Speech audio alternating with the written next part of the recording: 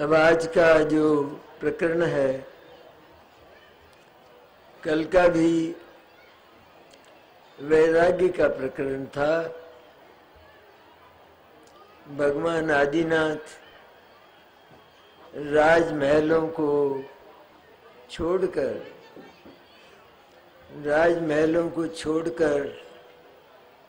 मैंने दुख और आकुलता के निमित्तों को छोड़कर, राजमहल दुख और आकुलता से भरे हुए हैं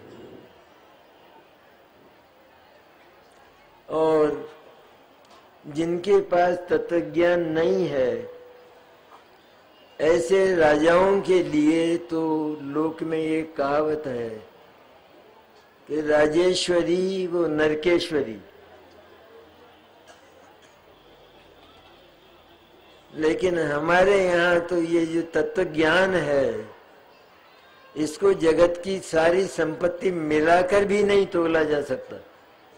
इसीलिए इस तत्वज्ञान से संपन्न राजा महाराजा चक्रवर्ती इंद्र इत्यादि सब हुए हैं और वो तो सब सद्गति को प्राप्त होते।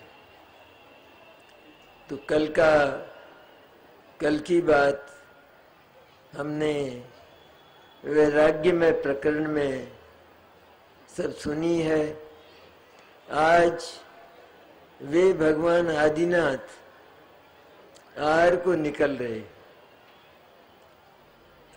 भगवान आदिनाथ जब उत्पन्न हुए तब तीसरा काल अवसर्पणी का जो भोग भूमि का था, वो भोग भूमि समाप्त हो गई थी। भोग भूमि में केवल कल्पवृक्ष होते हैं और उनसे सारी पूर्ति हुआ करती है। लेकिन भोग भूमि का काल समाप्त हो रहा था, बल्कि जल्दी ही 3 वर्ष 3.5 वर्ष पहले ही वो समाप्ति के लक्षण दिखाई दे रहे थे। कल्पवृक्ष मुरझा गए थे और उस समय भगवान आदिनाथ का जन्म हुआ। उसके बाद 83 लाख वर्ष पूर्व तक भगवान आदिनाथ राजमहलों में रहे और राजमहलों के जो सुख हैं उनको भोगते हुए दिखाई देने पर भी वे उनसे अत्यंत विरक्त थे।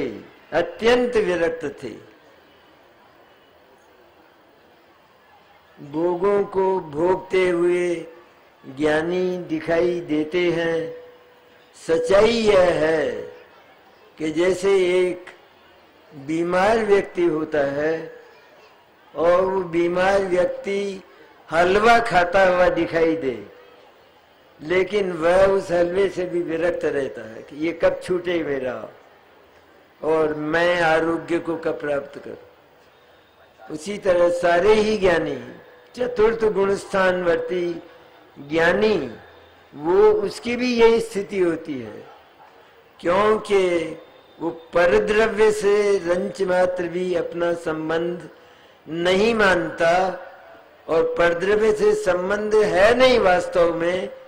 और संबंध ये जानकर कि सब द्रव्यों की सीमाएं बिल्कुल न्यारी हैं, सब द्रव्यों के साम्राज्य हैं अपने अपने, और उनके पास अपनी सत्ता को बनाए रखने के लिए अनंत शक्तियां हैं और उन अनंत शक्तियों को लेकर सारे ही जड़ चेतन पदार्थ रहते हैं। उसी तरह उसी प्रकार का ये मेरा चैतन्य तत्व सारे जगत से न्यारा और अपनी सीमा में ही रहा है सदा से। लेकिन मैं भ्रम में पड़ गया, अज्ञान मुझे अनादिकाल से रहा और उस अज्ञान के कारण मैं ये मानता रहा कि ये पदार्थ मेरे हैं, ये भोग मेरे हैं, इन भोगों को मैं भोगता हूँ, ऐसा मानता रहा। और वो बात अज्ञान में कल्पित और दुखदायी थी, कष्टदायी थी, आकुलता उत्पन्न करने वाली थी, क्योंकि आत्मा का किसी भी परद्रव्य की सीमा में रंच मात्र भी प्रवेश नहीं है, और परद्रव्यों का आत्मा की सीमा में रंच मात्र भी प्रवेश नहीं है। जब यह विधान है कुदरत का, जैन दर्शन ने तो केवल ये बात सारे जगत के सामने बताई। सच्चाई यह है कि ये तो कुदरत का कानून है कि उसने जगत के हर पदार्थ को एक साम्राज्य दिया है, अचेतन को भी, और वो अपने साम्राज्य में रहता है। हर जगत के पदार्थ के बंगले के सामने एक बोर्ड लगा है, नो एडमिशन, भीतर आना निषिद्ध है, ऐसा बोर्ड लगा है हर पदार्थ के। लेकिन जो अज्ञानी हैं उनकी नीयत खराब होती है और वे बलात् दूसरे की सीमा में प्रवेश नहीं होने पर भी, प्रवेश कभी नहीं होने पर भी प्रवेश करने का प्रयत्न करते हैं, और वो प्रवेश करने का प्रयत्न उनको नरक और निगोद भेज देता है। तो केवल प्रयत्न, सीमा का उल्लंघन तो कुदरत के कानून के कारण कभी होता ही नहीं। ये बात केवल दिगंबर जैन दर्शन में मिलेगी, अन्यत्र कहीं इस बात की उपलब्धि होने वाली। कितनी सुंदर है ये बात। इस सारी की सारी सृष्टि 6 द्रव्यों की ये एक नगरी है, नगरी, और उस नगरी में परम शांति है, परम शांति। एक द्रव्य दूसरे द्रव्य से बोलता भी नहीं है, केवल अकेले जिसके पास ज्ञान और आनंद के सागर विद्यमान है, ऐसा जो ये चेतन है, उसका दिमाग खराब हुआ है और वह दूसरे की सीमा में प्रवेश का प्रयत्न करता है।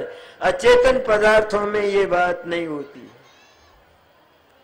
उस चेतन के दिमाग को सही करने के लिए भगवान आदिनाथ जैसे तीर्थंकरों का जन्म होता है, और जो उनकी वाणी खिरती है उससे फिर अनेक चेतन द्रव्य अपना दिमाग सही करके मुक्ति चले जाते। सीमा में प्रवेश नहीं। कितनी शांत नगरी है ये 6 द्रव्यों की, कि जिसमें एक दूसरे से बोलने का अवकाश ही नहीं है, एक क्षण भी नहीं। और सब सारे पदार्थ नियत रूप में अपने अपने कार्य में लगे हैं। उनके कार्य में हस्तक्षेप करने की ताकत जगत में किसी में नहीं है, होता ही नहीं। इतनी शांत नगरी ये जड़ चेतन पदार्थों की 6 द्रव्यों की है।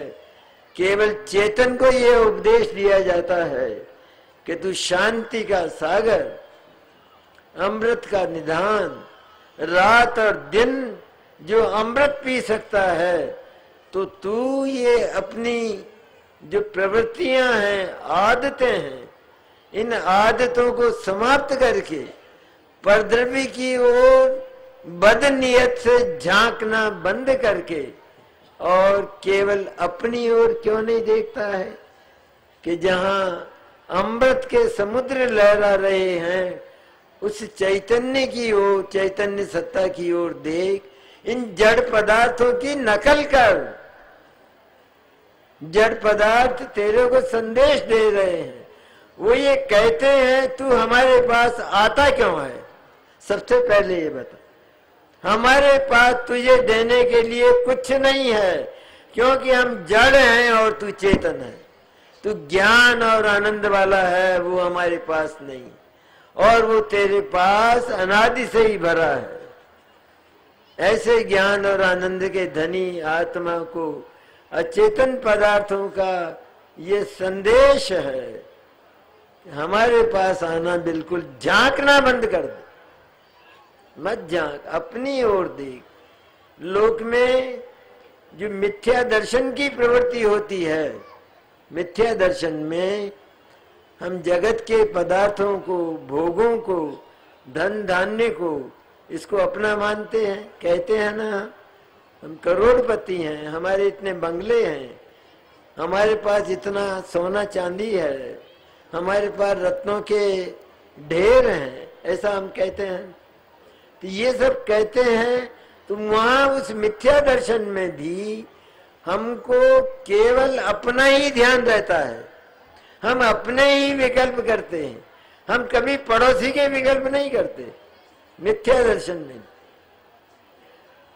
तो ये बात पता लग जाने पर कि सचमुच ये जो भोग हैं ये तो विष हैं, ये तो अपराध है मेरा कि मैं इनकी ओर झांकता हूं और इनको प्राप्त करने की चेष्टा करता हूं, बल्कि ये मान ही लेता हूं कि ये मुझे प्राप्त हैं और वे आत्मा को कभी प्राप्त हुए नहीं और होने वाले नहीं हैं। इसलिए आत्मा वहां से केवल ज्ञान को फेर ले, मुंह को फेर ले, इतना ही तो करना है, उनको कहीं नहीं हटाना है। चक्रवर्ती वो जो जड़ भोग हैं, जड़ भोग, उन सारे भोगों को जहां का तहां छोड़कर जंगल चला जाता है। जैन दर्शन में मोक्ष मार्ग की प्रक्रिया इतनी सरल है कि हमको जो कार चलानी है सड़क पर, उस कार में पहले सड़क साफ नहीं करना है दूसरे वाहनों को हटाकर, लेकिन अपनी कला से अपनी कार निकाल लेना है, केवल इतना करना है। अगर वो करने लगेंगे तो हम अपने गंतव्य को कभी प्राप्त कर ही नहीं सकेंगे, होगा ही नहीं। उसी तरह जगत के पदार्थों को नहीं हटाना है, वो अपनी जगह अपनी सीमा में ही है। हम केवल अपने ज्ञान की पर्याय को जो हमारे पास है सदा, उस ज्ञान की पर्याय को जो ये जानती रही है और श्रद्धा की पर्याय ये मानती रही है कि ये मेरे हैं, ये अपराध बंद कर दे, केवल ये कहना बंद कर दे। लोक में भी इसकी सजा है। अगर हम किसी के बंगले पर अपने अधिकार की बात घोषित करते हैं, हमको दूसरे ही दिन कारावास देखना पड़ेगा, जेल खाना देखना पड़ेगा। जब लोक में ये व्यवस्था है, हथकड़ियां और बेड़ियां होंगी हमारे पैरों में, उसी तरह उस अपराधी आत्मा के साथ 8 प्रकार के कर्मों की हथकड़ियां और बेड़ियां हैं चप्पे चप्पे पर, आत्मा के प्रदेश प्रदेश पर अनंतानंत कर्मों के जत्थे पड़े। ये बात उचित है या अनुचित है? कहते हैं बिल्कुल उचित है। क्या अधिकार है आत्मा को शरीर की शिकायत करने का कि मेरे सर में दर्द है, मुझे टीबी हो गई है, मुझे हार्ट अटैक हो गया है? पर उससे सबसे पहले ये पूछा जाता है कि तू ये तो बता तेरे सिर कहाँ है? जिसके सिर नहीं है उसका सिर दर्द कैसे होगा? जिसको फेफड़े नहीं है उसको टीबी कैसे होगी? जिसको हृदय नहीं है उसको हार्ट अटैक कैसे होगा? ये तो बताओ। अरे ये हृदय और ये फेफड़े और ये और जितने भी अंगोपांग हैं ये तुम्हारे हैं ही नहीं, और इनकी शिकायत जो तुम करते हो वो बहुत बड़ा अपराध करते हो। इन्होंने आज तक तुमको रंच मात्र कष्ट नहीं दिया है। तुम अपने दिमाग की खराबी के कारण, ज्ञान की खराबी के कारण केवल यह जानकर कि ये मुझे कष्ट देते हैं, ये व्याधि मुझे हुई है, ये बुखार मुझे आया है, ये बात जो चेतन कहता है वो इतनी झूठ है कि जैसी झूठ जगत में मिलेगी नहीं, क्योंकि उसको है ही नहीं। ये देह का एक अणु भी उसके पास नहीं है, वो सब न्यारा है। तब फिर उसको देह में होने वाले रोग वो अमूर्त चेतन को कैसे हो सकते हैं? ये तो मूर्त पदार्थ को, पुद्गल को हो रहे हैं। अमूर्त चेतन को ये कभी होता नहीं है। अमूर्त चेतन तो केवल अपनी आनंदशाला में रहता है सदा, और आनंदशाला में रहकर सचमुच तो उसे उस आनंद का ही भोग करना चाहिए, लेकिन उसे स्वयं अपनी महिमा का ही, महत्ता का ही पता नहीं, और वह दूसरे पदार्थों की ओर झांकने लगता है। इसको कुदरत अपराध कहती है। तो ये कोई अधिकार नहीं। हम झांक कर तो देखेंगे, किसी दूसरे की पत्नी की तरफ झांक कर तो देखेंगे एक बार, तो क्या होगा? उसी समय चप्पल तो सिर पर आई जाएगी, और तो फिर आगे और होगा। झांक कर तो देखें। जब लोक में इस प्रकार के अपराध हैं, तो क्या अध्यात्म में इतना निम्न कोटि का तत्व है? वो भी यही कहता है, जो चीज हमारी नहीं है, चेतन केवल असंख्य प्रदेशी अनंत शक्ति वाला आनंदमय पदार्थ है, और उसे निरंतर उस आनंद का ही भोग करना चाहिए। यही काम है उसका। यह न करके उसने जो प्रवृत्तियां, जो दुष्प्रवृत्तियां प्रारंभ की हैं, उसकी सजा के लिए 4 गतियां हैं। जैसे कारावास होते हैं, जेल खाने होते हैं, उसी तरह ये है। तो ये अपराधियों के लिए होते हैं। उस अपराध को ये पंच कल्याण महोत्सव छुड़ाना चाहता है, और एक क्षण में छूट सकता है। पहले ये कहता रहा, मानता रहा, मेरे हैं, मेरे हैं, मैं इनका संरक्षक हूं, मैं इनका परिपालन करने वाला हूं, परिवार का। ये मंदिर मैंने बनाया है। प्रेम जी सोचते होंगे ये पंच कल्याण प्रतिष्ठा मैंने कराई। कहते हैं ये सारी बातें पंडाल के बाहर रखकर आना चाहिए। प्रेम जी ने नहीं कराई है पंच कल्याण प्रतिष्ठा। वो तो चेतन तत्व है, भगवान स्वरूप। वो पंच कल्याण प्रतिष्ठा कराते हैं। अरे जितने भी ये शुभ भाव होते हैं, भगवान की पूजा, दया, दान, व्रत, शील, उपवास, महाव्रत, समिति, गुप्ती, विधान, और ये पंच कल्याण प्रतिष्ठा, इनमें होने वाले जितने शुभ भाव हैं वो होते हैं, लेकिन ज्ञानी उनको अपना बिल्कुल नहीं मानते, जरा भी अपना नहीं मानते। मैं इनका स्वामी नहीं हूं, मैं इनका कर्ता नहीं, मैं इनके फल का भोगता नहीं। इनसे होने वाले सुख और दुख के जो विकल्प हैं, उनका न मैं कर्ता हूं और न मैं भोगने वाला। मैं अपने भीतर पड़े हुए स्वाधीन, ये तो पराधीन है सारे के सारे। कितनी भीड़ लगी है जब काम होता है। यहाँ भीड़ को लेकर मोक्ष जाया जाता है, भीड़ को लेकर सम्यक दर्शन होता है। सम्यक दर्शन तो अकेला, नरक में भी अगर उपशम सम्यक तो होने वाला हो, तो 7वें नरक में भी वो नारकी, कि जिस पर अनंत कष्टों का प्रहार हो रहा है, उस प्रहार के समय भी वो नरक का नारकी उस केवल अपनी ज्ञान की एक पर्याय को, शुद्ध ज्ञान की पर्याय को उस चैतन्य के निकट ले जाकर यह बोलता है, मैं तो अव्यवहार चेतन हूं, मैं नारकी नहीं हूं। बस इतना इनकार करना है, मैं नारकी नहीं, मैं नरक में आता ही नहीं, रहता ही नहीं, मैं तो आनंद के बंगले में रहता हूं सदा ही, क्योंकि मेरे पास है आनंद का बंगला और उसमें रहने वाला हूं, तो वहां रहता है। ये इस प्रकार अशुभ भाव, पाप भाव, वो तो जैन मात्र के करने लायक नहीं है। नहीं रहा जाए तो किंचित थोड़ी मात्रा में होते देखे जाते, करता नहीं है। जैन मुमुक्षु शुभ और अशुभ भावों का करता नहीं होता। शुभ भाव भी मुक्ति के कारण नहीं, जब तक वो रहते हैं तब तक मुक्ति हो नहीं पाती, बल्कि वो मुक्ति के बीच में बाधक होते। यहां तक के हम जो आत्मा का चिंतन करते हैं और उसके बाद आत्मा की अनुभूति और सम्यक दर्शन होता है, वो चिंतन भी है होते हुए।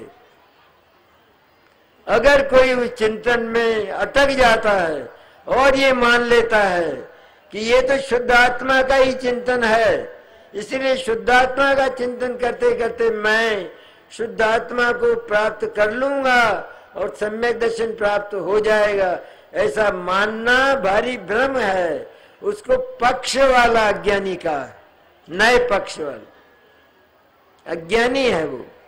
इसलिए चिंतन होते हुए भी उस शुद्धात्मा का चिंतन वो होते हुए भी उसको हे छोड़ने लायक जानता हुआ, हे मैंने द्वेष नहीं होता है, हम गलत परिभाषा करते। हे मैंने उदासीन भाव, उपेक्षा भाव, उसमें द्वेष का नाम निशान नहीं होता है। और जिसको हे माना जाता है वो उसी समय नहीं छोड़ा जाता, वो रहता है बराबर, आगे भी चलता है, लेकिन हे मान लिया है इसलिए ज्ञानी जीव उसमें अटकता नहीं, उसमें ममत्व नहीं करता है, अहम नहीं करता है। इस प्रकार सारे ही शुभाशुभ भाव और सारे जगत के पदार्थों को जिसने एक ओर रखकर और ये घोषणा कर दी, अणुमात्र भी इस अनंत विश्व में मेरा नहीं है, उससे बड़ा ईमानदार व्यक्ति कौन हो सकता है? कौन होगा? ऑनेस्ट, सबसे बड़ा ईमानदार। क्या ईमान है इसमें? ये सच में देखा जाए तो क्या है? जिसकी थी वो वस्तु उसने घोषणा कर दी ये मेरी नहीं है, ये पुद्गल की है, ये घोषणा कर दी। लेकिन चूंकि पहले अपना माना था, इसलिए कहते हैं कि कितना बड़ा काम एक क्षण में हुआ है। अनंत है ये विश्व, आगे आने वाली पर्याय, अपनी पर्याय तक में, राग द्वेष मोह की पर्याय, सम्यक दर्शन ज्ञान चारित्र की पर्याय, सबसे विरक्ति लेकर, सबसे संबंध तोड़कर मैं तो एकमात्र अपरिणामिक परिणामिक भाव हूं। अपरिणाम, मेरे में परिणमन नहीं होता और कोई पदार्थ अथवा कोई पदार्थ का हिस्सा वो मेरी सीमा में आता नहीं। मुझे भय किसका, चिंता किसकी? इस प्रकार जिसने उस शुद्ध चैतन्य का एक बार दर्शन किया, उसको उसके वैभव का दर्शन हो जाने के बाद ये सारा जगत मिट्टी हो गया। इस सारे जगत की रंच मात्र महिमा नहीं रही। कहते हैं भगवान की भी नहीं रही। करेंगे ना हम प्रश्न, भगवान की महिमा, भगवान अनंत की, भगवान सिद्ध की महिमा रही कि नहीं रही? कहते हैं भगवान अनंत और सिद्ध परद्रव्य हैं, और जिसने स्वद्रव्य की महिमा, इसको आत्मा कहा ना उसने, ये मेरे भीतर जो चैतन्य है देह के भीतर, ये देह के भीतर चैतन्य है वो मैं हूं।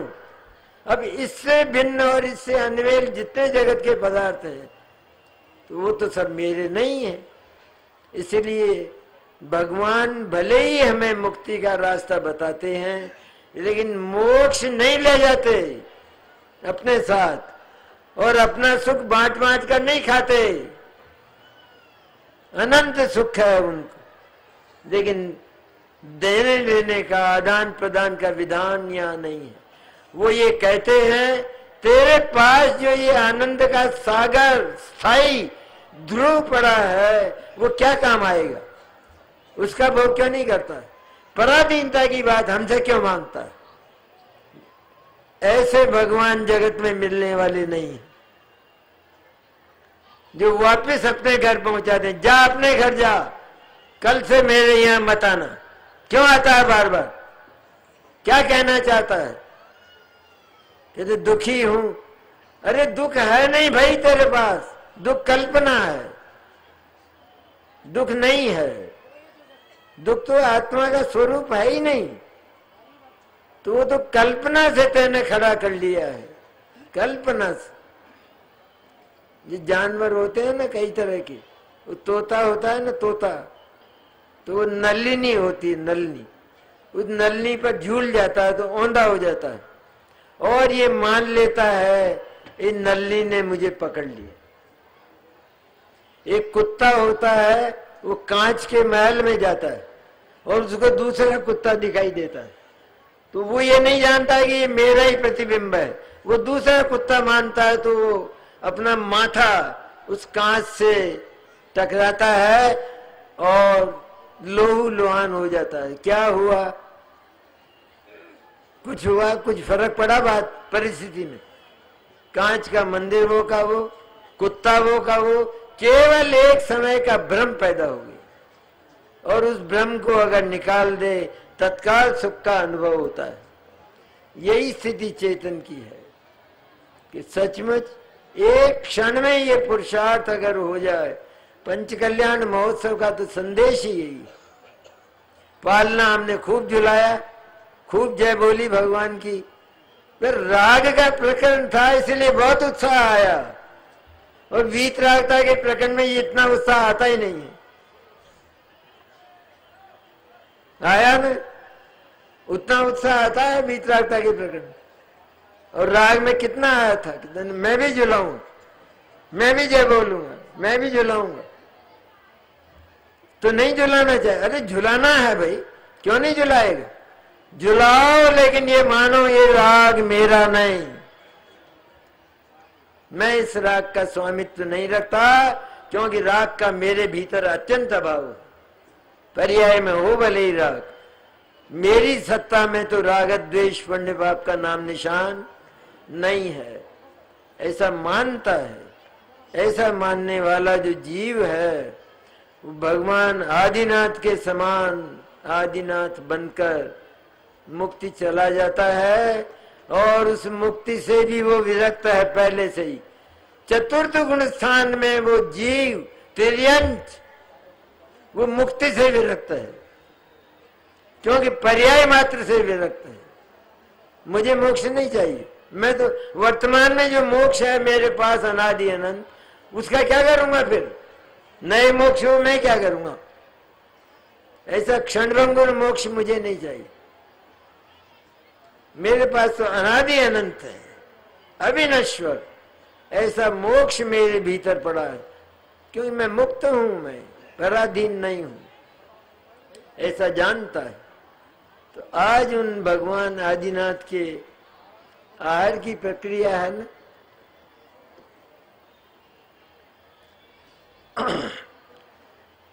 आहार दान एक बहुत, और तीर्थंकर को आहार दान बहुत उच्च कोटि का परिणाम है।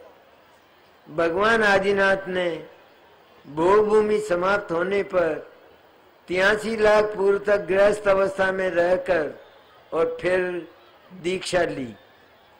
केवल 1 लाख पूर्व बाकी रहे थे, 83 लाख पूर्व तो वहां चले गए महलों में, और इतना बाकी रहा था।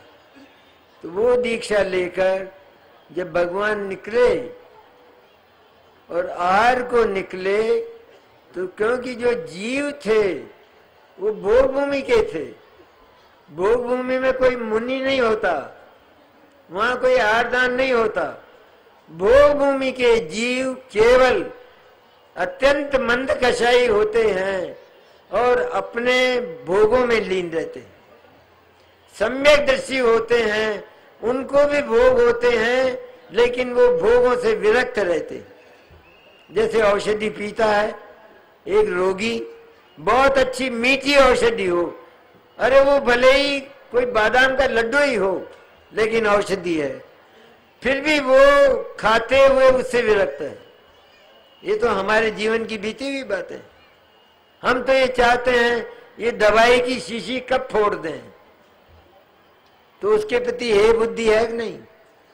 परायापन है या नहीं? परायापन है, हे बुद्धि है, फिर भी कमजोरी इतनी है कि लेना पड़ता है। इसी तरह भगवान को भी थी थोड़ा राग पड़ा था, थोड़ा सा संजोलन का, और तो था ही नहीं। वो शुभ राग ही होता है भगवान, शुभ भाव। वास्तव में तो शुद्धोपयोग में ही लीन रहते, उनको त्रिकाल सामायिक भाव होता है। 3 काल सामायिक करते हैं, ये तो एक मुनि के लिए जो विधान होता है वो है, लेकिन सचमुच 24 घंटे सामायिक है। देख लो नियम सार उसमें है, उसको सदा सामायिक है, शुद्धोपयोग है। तो ऐसे भगवान जब आहार को निकले तो लोगों को आहार की विधि का पता नहीं था, और 6 महीने तक निकलते रहे।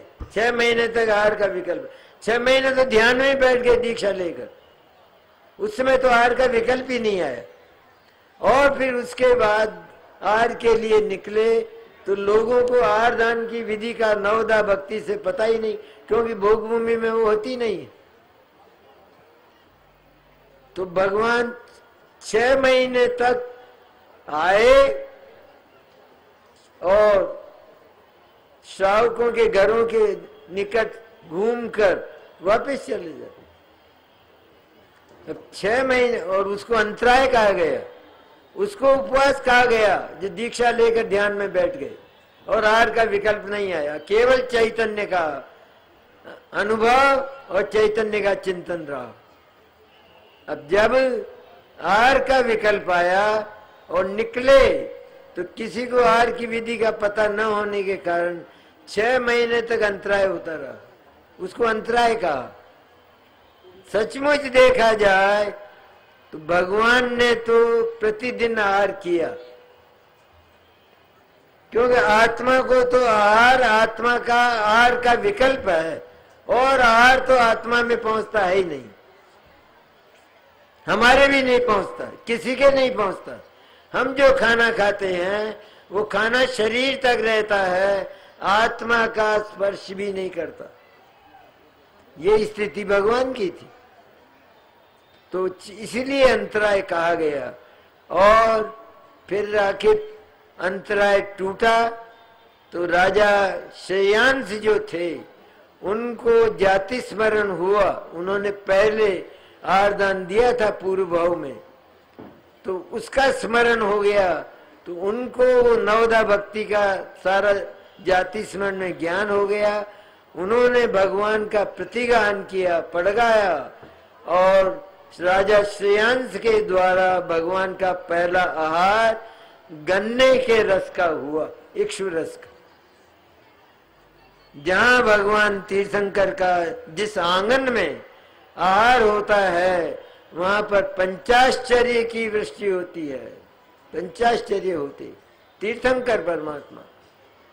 इस प्रकार तीर्थंकर परमात्मा का आहार हुआ, लेकिन उसके पहले एक बात हमें निश्चय करनी पड़ेगी, और वो ये कि भगवान का इक्षु रस का आहार राजा श्रेयांश के यहाँ हुआ, तो क्या वास्तव में भगवान ने आहार किया?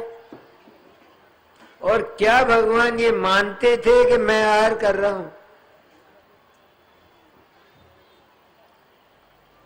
कहते हैं भगवान ने तो जो सम्यक दर्शन की जो अनुभूति है पहली शुद्ध चैतन्य की, तभी ये मान लिया था, किसी भाव में ये मान लिया था कि जो जगत का अणुमात्र भी मेरा नहीं और मैं उससे अत्यंत भिन्न हूं। ये बहुत बढ़िया बात है, क्योंकि कोई इंटरफियर नहीं कर सकता, कोई हस्तक्षेप नहीं कर सकता अलग होने के कारण। अलग है मेरा बंगला सारा, चैतन्य का वज्र बंगला, जिसके भीतर किसी का प्रवेश नहीं। ऐसे वज्र बंगले में रहने वाला मैं आहार करता हूं? कहते मैं आहार नहीं करता। ऐसा जो सम्यक दर्शन और सम्यक ज्ञान के समय उनको जो ज्ञान हुआ, उस ज्ञान के कारण आहार मुंह में रखते हुए भी भगवान ये मानते थे कि मैं ही नहीं, मेरा आत्मा ही नहीं, जगत का कोई आत्मा भोजन नहीं करता है। क्योंकि वो पुद्गल है। पुद्गल का ग्रहण चैतन्य को नहीं होता। सब न्यारे रहते हैं, अलग रहते हैं। ये बात बहुत सुंदर है। ये जो नगरी है जड़ और चेतन की, इस नगरी में जरा भी शोर नहीं है। इतनी शांति है कि सुई गिरने तक की आवाज हो जाए, इतनी शांत सारे विश्व में। इतनी शांत नगरी है। उस शांत नगरी में रहने वाला चेतन अपनी उन आदतों को छोड़कर, शोर मचाने की आदतों को छोड़कर, और चैतन्य बंगले में जाकर उस भगवान चैतन्य का, परमात्मा द्रव्य का अहम करता है। और वो शुद्ध ज्ञान की पर्याय बोलती है, मैं शुद्ध ज्ञान नहीं, मैं खंड ज्ञान नहीं, मैं शुद्ध ज्ञान की पर्याय नहीं, मैं तो अखंड अनादि निधन अविनश्वर ध्रुव और अनंत शक्तियों के वैभव से भरा हुआ वज्र बंगले में रहने वाला, निरंतर अमृत पीने वाला शुद्ध चैतन्य। ये उसके स्वर हैं, ये बोलता है या नहीं? अमृत आत्मा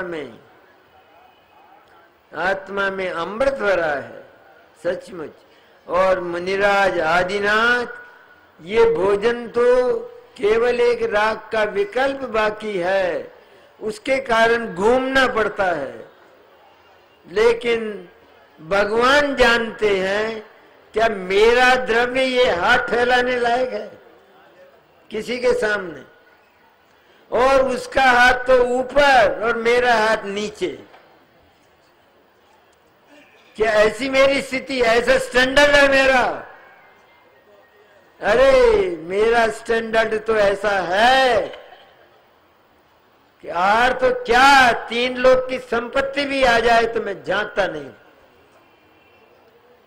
ऐसा मेरा चैतन्य है। उसके भीतर अनंत संपत्ति है, अनंत धन वैभव, अमृत का कूप है, कूप आता है। ज्ञानियों ने लिखा है ऐसा, गगन मंडल में अद्विच कुआ, गगन मंडल में अद्विच कुआ, कहाँ है अमी का वासा। गगन मंडल में अद्विच कुआ, तहाँ है अमी का वासा। और सुगुरा होय सो भर भर पीवे, निगुरा जाए प्यासा। गगन मंडल ये शरीर है ना, गगन मंडल ये शरीर खोखला है कि नहीं? आकाश है कि नहीं शरीर के भीतर? उसमें एक कुआ है, कुआ जिसमें अमृत भरा है। तहाँ है अमी का वासा। अमी अमृत का वास है, उस कुएं में अमृत से भरा हुआ है। और उस अमृत को जो सुगुरा होता है, अर्थात जिसके पास सद्गुरु हैं, ये बताने वाले कि तेरे भीतर ऐसा अमृत का कुआं है, तेरे भीतर, मैंने इस शरीर के भीतर वो चैतन्य द्रव्य पड़ा है, वो है अमृत का कुआं। और उस अमृत के कुएं को भगवान आदिनाथ रात और दिन पीते हैं। मुनि आदिनाथ, मुनिराज आदिनाथ, मुनिराज आदिनाथ हैं। सचमुच तो देखा जाए तो मुनिराज में और भगवान सिद्ध में कोई अंतर नहीं है। कहते हैं आप अपने मन की बात बहुत करते हैं, कहीं आगम में भी मिलती है क्या बात? आगम की ही बात करते हैं, अपने मन की नहीं करते।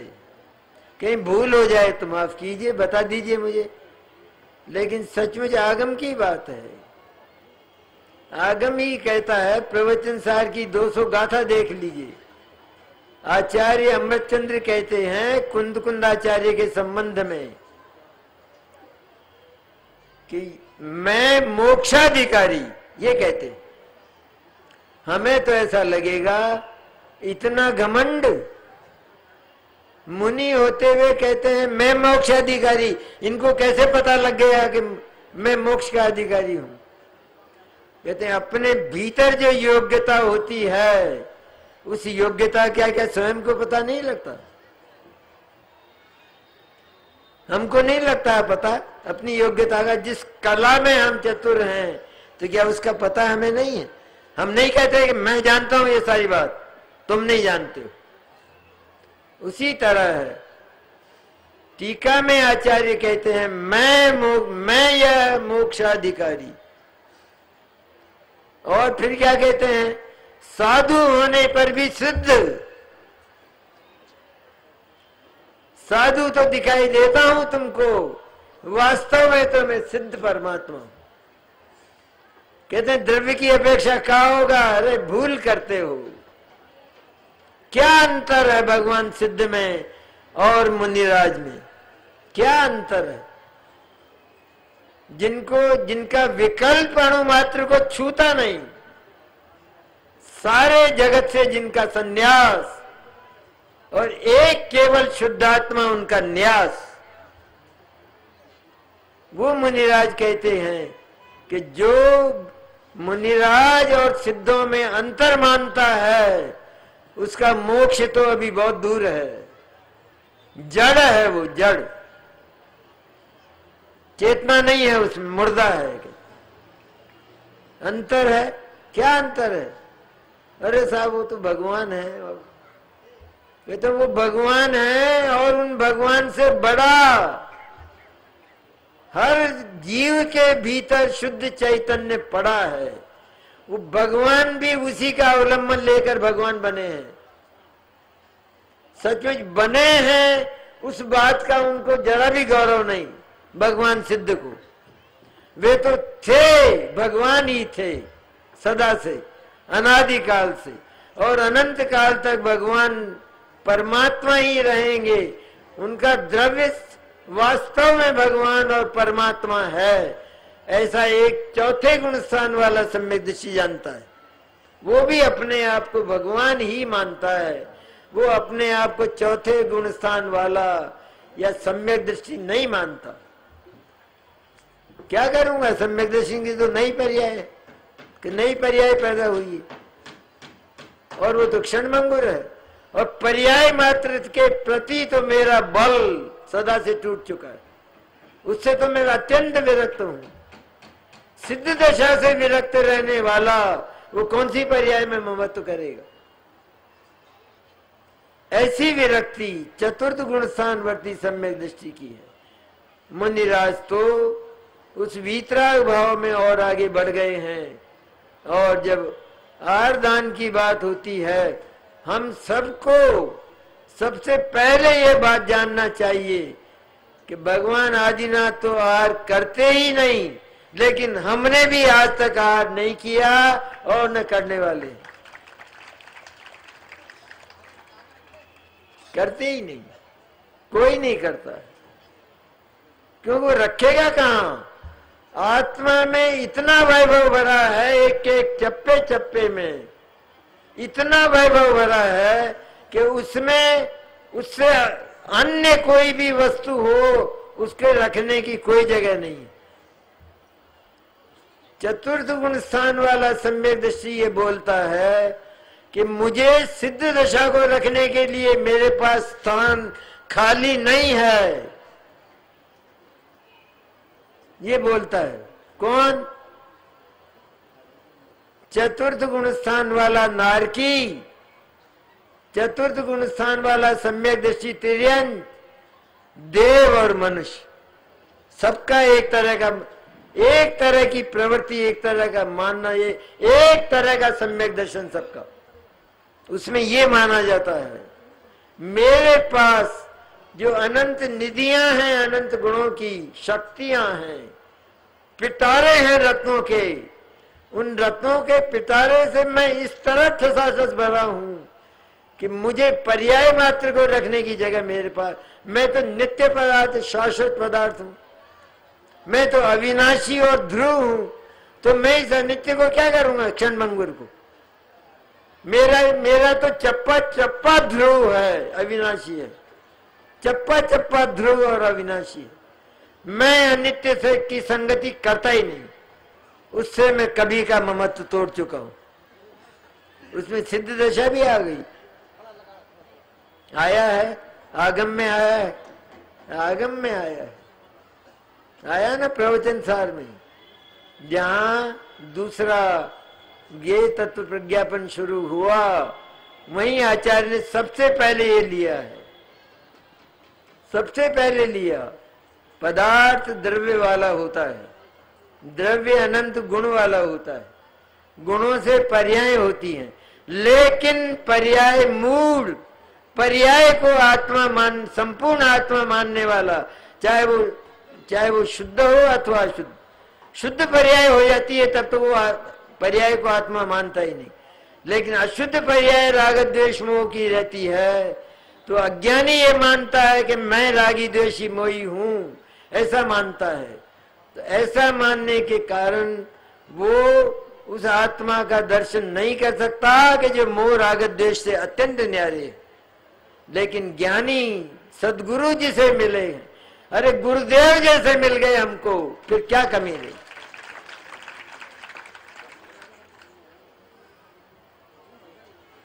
कैसा काल था ये, कैसा काल था कि जहां बहुत थे आगम को बांचने वाले विद्वान, सबस त्यागी वृत्तियों का समुदाय, सब बहुत था, लेकिन केवल एक बात का पता नहीं था, सम्यक दर्शन का विषय कौन होता है।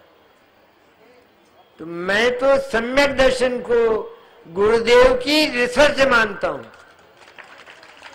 उनको तो बिना निबंध लिखे डॉक्टर की उपाधि मिल जाना चाहिए, लेकिन वो क्या करेंगे डॉक्टर की उपाधि? रिसर्च है, शोध है वो वास्तव। सम्यक दर्शन का विषय ढूंढ लेना कोई खेल नहीं है। सारी पर्यायों को एक और करने की जिसकी ताकत, उसका कलेजा कैसा होगा। अरे जो सिद्ध पर्याय से ममत्व तोड़ चुका है, उसका कलेजा कैसा होगा। जिसका अंतःकरण ये मानता है मुझे सिद्ध बनना नहीं है, उसका कलेजा कैसा होगा। कहते हम तो नई नई सुन रहे हैं बातें। अरे पर नई सुन रहे हैं तो बहुत अच्छी है ना। 9 वंडर्स ऑफ वर्ल्ड हैं, दुनिया के 9 आश्चर्य। अगर 10वां मिलता है तो नहीं देखोगे। तो ये नई है, लेकिन हमारे अनादि के दुख का, आकुलता का एक क्षण में सत्यानाश करने वाली है।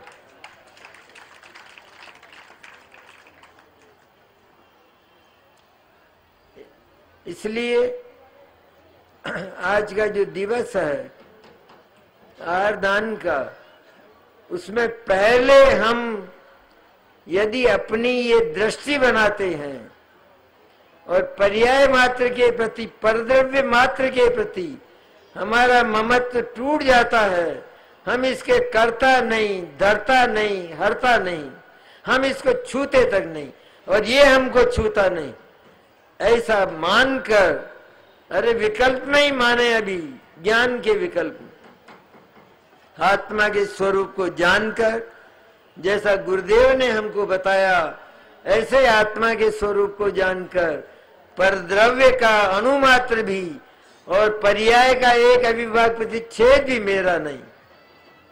इस प्रकार उससे, इसको कहते हैं वैराग्य, ज्ञान, और ये वैराग्य है सच में।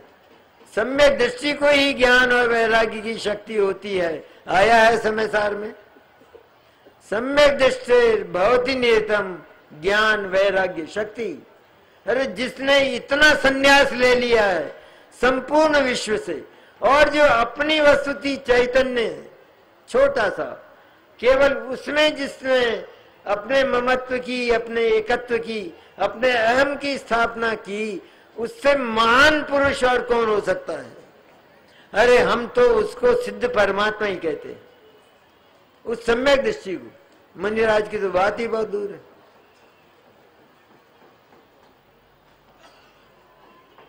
ऐसे आदिनाथ मुनिराज ने कि इस महोत्सव में आकर सचमुच हम भाग्यशाली हैं, महाभाग्यशाली हैं, जहां हमको ऐसी अनमोल बातें, वेश कीमती बातें कि जो हमने कभी सुनी नहीं। बहुत होंगे ऐसे भाई जिन्होंने ये बात सुनी नहीं, क्योंकि इसमें प्रश्न बहुत होते हैं और समय नहीं है कि जब पर्याय को अगर एक और रख देते हैं, उसको द्रव्य में शामिल नहीं करते, तो पूरे द्रव्य का विश्वास कहाँ हुआ, श्रद्धा कहाँ हुई, कैसे होगा सम्यक दर्शन।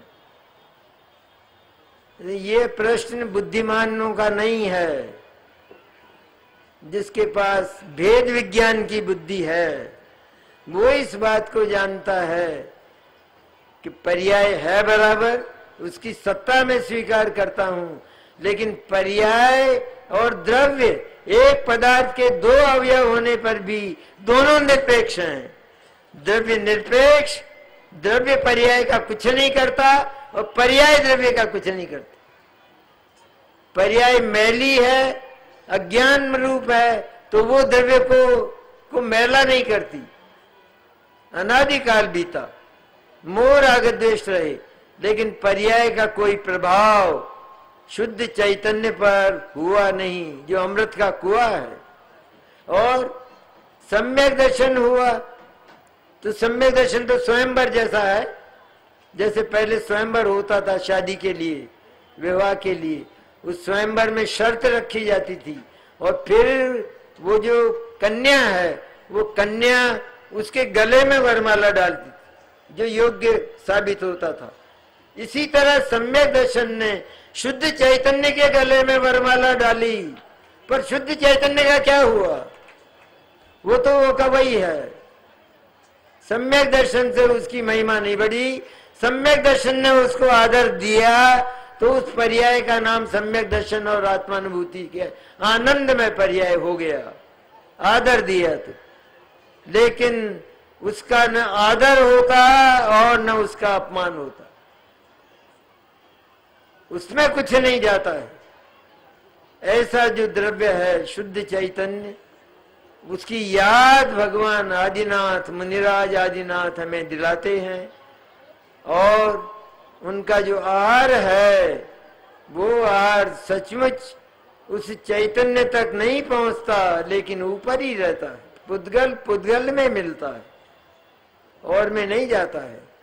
इस बात को भीतर बिठाकर हम भी वास्तव में, हम तो रोजाना खाना खाते हैं कि नहीं खाते, झूठ है वो बात, मिथ्या है वो बात, उसी का नाम मिथ्या दर्शन है। और ऐसा मानने वाला जीव वही निगोच जाता है, क्योंकि जिसने उस भोजन का कर्ता अपने आप, भोक्ता अपने आप को मान लिया, उसने सारे जगत का कर्ता और भोक्ता अपने आप को मान लिया, अर्थात स्वामी मान लिया, तो वो नरक जाएगा, नहीं तो कहां जाएगा? ऐसा अपराधी जीव। सम्यक दृष्टि ने संपूर्ण अपराधों का परित्याग कर दिया है, कोई अपराध शेष नहीं है। हम कहते हैं राग शेष है ना, अरे राग से तो वो कभी का संन्यास ले चुका है। राग मेरे चैतन्य में कहाँ है, उसका निवास कहाँ है राग का मेरे चैतन्य में? तो मेरे चैतन्य को मैं कहता हूं, तो राग को कैसे कह सकता हूं? राग भी परद्रव्य है। इस तरह सबको पर की कोठी में रखकर, पुद्गल की कोठी में रखकर, सब पुद्गल जितना कुछ दिखाई देता है। कहते पुद्गल क्यों कहते हैं? क्योंकि ये पुद्गल के संयोग में ही इनका होना होता है, इसलिए पुद्गल कहते हैं। तो और द्रव्य भी, लेकिन सबसे संन्यास लेकर मुनिराज अब साधना करते हैं तो बार बार उस बात की याद नहीं करते, मेरा नहीं है, मेरा नहीं है। ऐसा याद करे जैसे कोई उपवास करके ये याद करे, आज तो मेरे उपवास है, आज खाना नहीं खाना है, आज मेरे उपवास है, आज खाना नहीं खाना है। उतनी बार खाया था ना, तुझे याद क्यों आई? उसी प्रकार परद्रव्य की याद तक नहीं आती, क्या करेंगे? उससे कोई आदान और प्रदान है नहीं। उसकी मेरी जाति न्यारी है, वो मेरे से बिल्कुल दूर है, अन्य है, पराया है।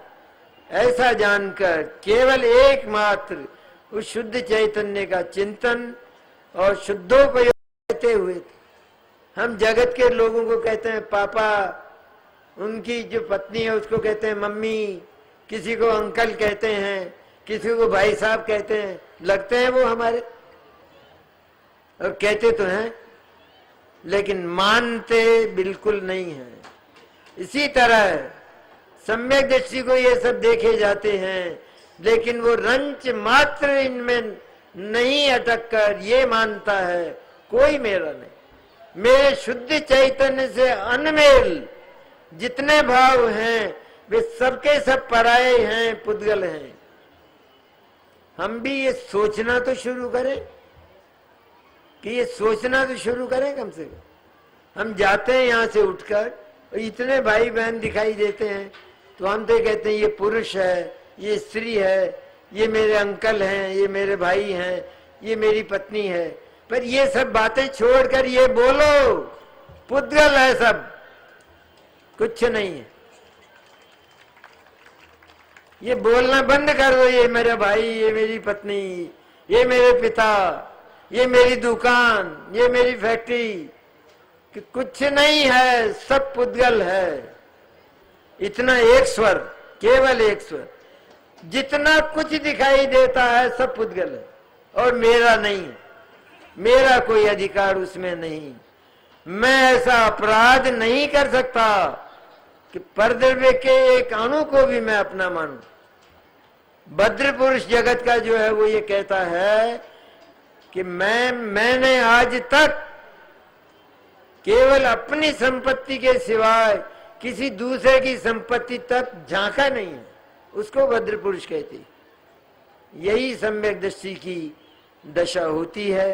अंतरंग स्थिति उसकी बहुत बहुत पवित्र होती है। तो पवित्र हुई ना, अब क्या रह गया बाकी? संपूर्ण ममत्व टूट गया है पराये के साथ, और केवल अपनी सत्ता जिसमें ममत्व करना चाहिए, अहम करना चाहिए, उसमें ममत्व करके सम्यक दृष्टि सदा आनंद में रहता है। राजमल जी साहब ने तो कहा सम्यक दृष्टि जीव निरंतर निज चैतन्य का अनुभव करता है, ऐसा कहा। तो हमारे लिए भी बात मुश्किल नहीं है, कम से कम इतना प्रयोग तो करें कि हम किसी की पहचान कर करके उसकी पहचान से बोलते हैं। हम तो सब सारे जगत को एक ओर रखकर जड़ है और पुद्गल है और मेरे से अत्यंत न्यारा है, मेरा कुछ नहीं, बस हो गया, संन्यास हो गया, वैराग्य हो गया, उच्च कोटि का वैराग्य हो गया। इस तरह सम्यक दृष्टि को ज्ञान और वैराग्य की शक्ति होती है। मुनिराज को तो और बड़ा चढ़ा होता है सारा का सारा।